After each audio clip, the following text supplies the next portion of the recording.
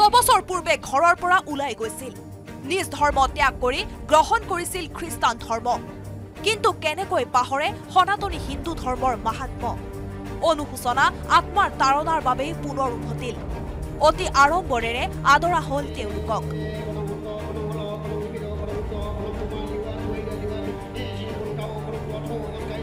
মন্ত্ৰোচ্চাৰণেৰে তুলি লোৱাৰ ব্যৱস্থা কৰিছে এই দৃশ্য জাগিৰোডৰ সিন্ধিখৰাৰ লক্ষ্মী মন্দিৰৰ সন্মুখৰ প্ৰায় 6 বছৰ পূৰ্বে অঞ্চলটোৰ 12টা পৰিয়ালৰ 84 গৰাকী লোকে হিন্দু ধৰ্ম ত্যাগ কৰি খ্ৰীষ্টান ধৰ্ম গ্ৰহণ কৰিছিল উত্থাপিত অভিযোগ মতে খ্ৰীষ্টান ধৰ্মৰ প্ৰচাৰকসকলে ধৰ্মান্তৰকৰণৰ বাবে সহজ সৰল স্থানীয় লোকক প্ৰলোভন কৰিছিল ধৰ্ম প্ৰচাৰকসকলৰ টাৰ্গেট জনজাতীয় সম্প্ৰদায় অল্প শিক্ষিত দুখীয়া লোকসকলক প্ৰলোভিত কৰে প্ৰলোভনৰ দ্বাৰাই খ্ৰীষ্টান ধৰ্ম লবলৈ জোৰ দিয়ে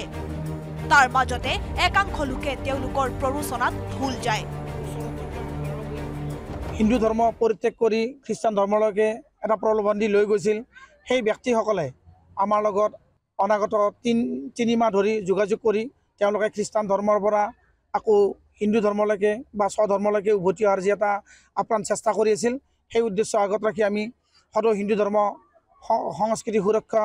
মঞ্চৰ মধ্য অসমে আজি সিন্ধিখৰ লক্ষ্মী মন্দিৰ প্ৰাংগণত সেই ব্যক্তিসকলক 20টা পৰিয়ালৰ 84 জন সদস্যক আমি আকৌ খ্ৰীষ্টান ধৰ্মৰ ঘূৰাই আনি হিন্দু ধৰ্মলৈকে আমি লৈ আহিলোঁ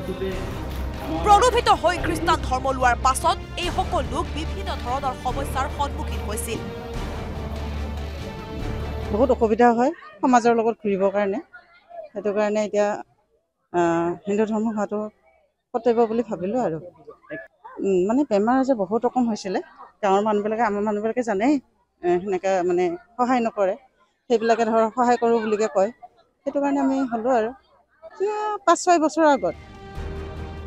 কেৱল সিন্ধিখৰা গাঁৱৰ 12টা পৰিয়ালেই নহয় ৰাজ্যৰ বিভিন্ন প্ৰান্তত সম্প্ৰতি ধৰ্মান্তৰকৰণৰ নামত এনেদৰে প্ৰলোভন চলোৱাৰ অভিযোগ মাজে সময়ে উত্থাপন হৈ থাকে সিন্ধিখৰাৰ এই 12টা পৰিয়ালক পুনৰ আঁকোৱালি লৈ গাঁওবাসীয়ে পুনৰবাৰ সনাতনী হিন্দুৰ জয়ধ্বজা উৰুৱাবলৈ সক্ষম হ'ল জাগিৰোডৰ পৰা অজয় পালৰ report news 18 Assam north east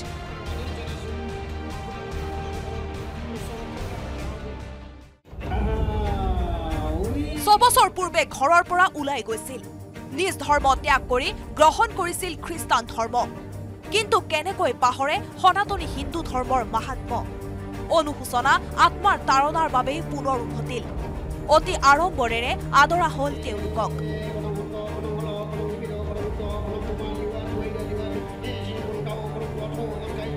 মন্ত্ৰোচ্চাৰণেৰে তুলি লোৱাৰ ব্যৱস্থা কৰিছে এই দৃশ্য জাগিৰোডৰ সিন্ধিখৰাৰ লক্ষ্মী মন্দিৰৰ সন্মুখৰ প্ৰায় 6 বছৰ পূৰ্বে অঞ্চলটোৰ 12টা পৰিয়ালৰ 84 গৰাকী লোকে হিন্দু ধৰ্ম ত্যাগ কৰি খ্ৰীষ্টান ধৰ্ম গ্ৰহণ কৰিছিল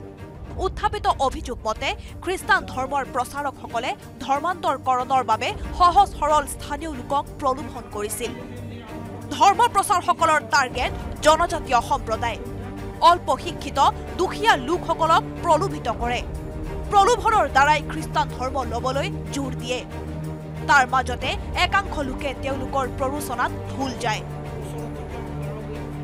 হিন্দু ধৰ্ম পৰিত্যাগ কৰি খ্ৰীষ্টান ধৰ্মলৈকে এটা প্ৰলোভন দি লৈ গৈছিল সেই ব্যক্তিসকলে আমাৰ লগত অনাগত 3 মাহ ধৰি যোগাযোগ কৰি তেওঁলোকে খ্ৰীষ্টান ধৰ্মৰ পৰা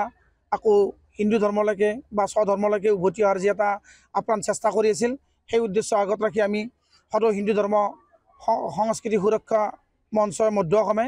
আজি সিন্ধিখৰ লক্ষ্মী মন্দিৰ প্ৰাংগণত সেই ব্যক্তিসকলক 20টা পৰিয়ালৰ 84 জন সদস্যক আমি আকৌ খ্ৰীষ্টান ধৰ্মৰ ঘূৰাই আনি হিন্দু ধৰ্মলৈকে আমি লৈ আহিলোঁ প্ৰলোভিত হৈ খ্ৰীষ্টান ধৰ্ম লোৱাৰ পাছত এই সকল লোক বিভিন্ন ধৰণৰ সমস্যাৰ সন্মুখীন হৈছিল বহুত অসুবিধা হয় সমাজৰ লগত ঘূৰিবৰ কাৰণে সেইটো কাৰণে এতিয়া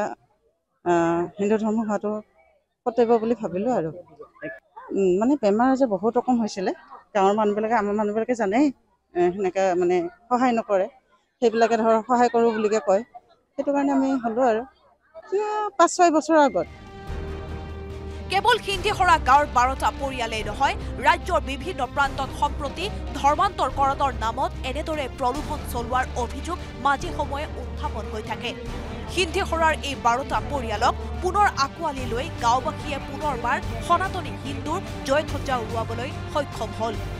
জাগিৰোডৰ পৰা অজয় পালৰ report, news 18 Assam north east.